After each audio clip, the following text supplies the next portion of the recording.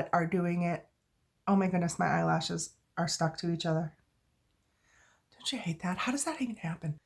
Oops, excuse me, I'm gonna sneeze. I fogged up my own glasses.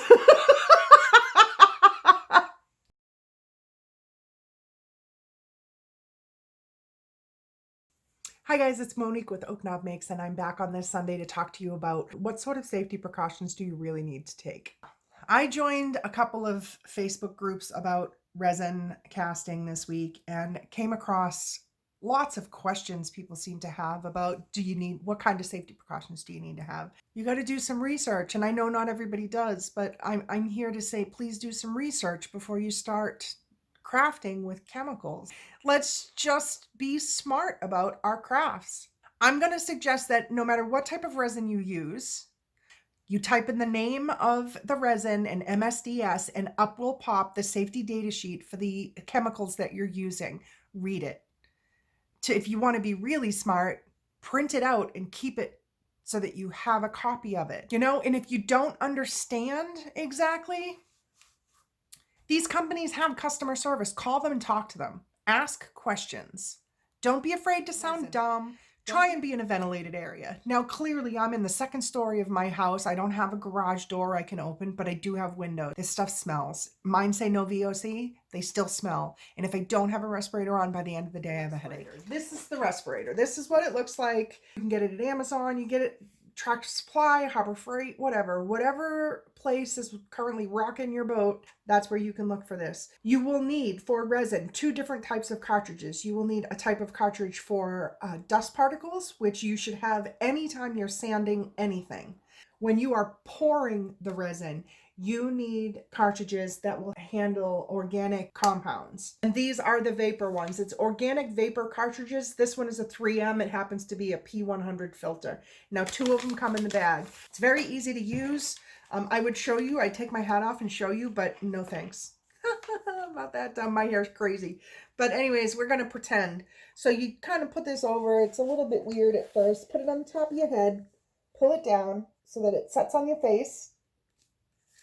And then these latch behind your head. You can loosen it and tighten it up here. There's straps. That's it.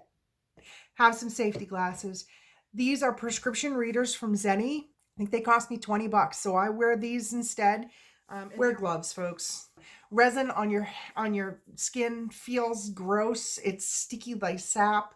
It leaves a residue. Often when you purchase supply kits, they'll send a package of finger cots with it. If you're not comfortable wearing a full set of gloves, I know some people aren't, just wear the finger cots. It's not a big deal. Just put it on your finger and roll it down. I mean, we all know how that goes. Okay. So I think that those are the main safety for us.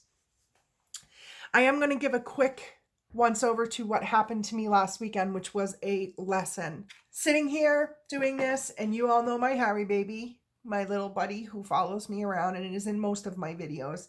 Well, he decided he wanted to see his mama, and he jumped up here and he stuck his foot right in the, right, I believe it was the O. And the resin came out and coated his foot. There was an event.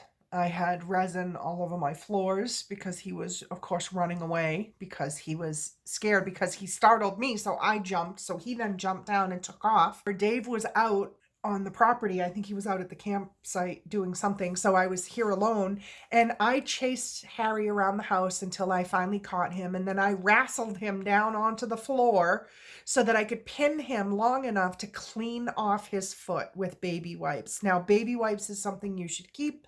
They work very well to get resin off if you do get resin on you.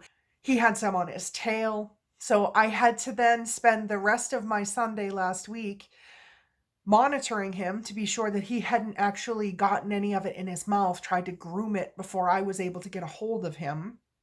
I let the resin on his tail get a little firm, and then I cut the fur off that had resin on it. So now he's got kind of a splotchy looking spot on his tail, but I know he didn't consume any of that resin.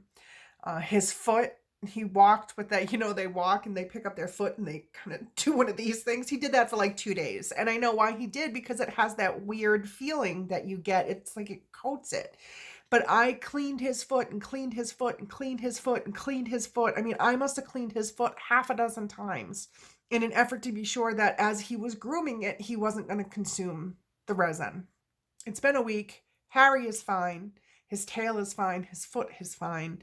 My floors are fine. I was able to get the resin off my floors once I had dealt with him.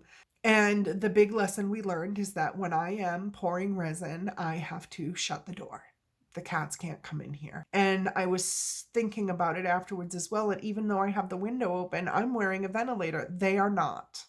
If you have children or pets and you have the ability to keep them out of the space that you are working in, please do so. That's about it, guys.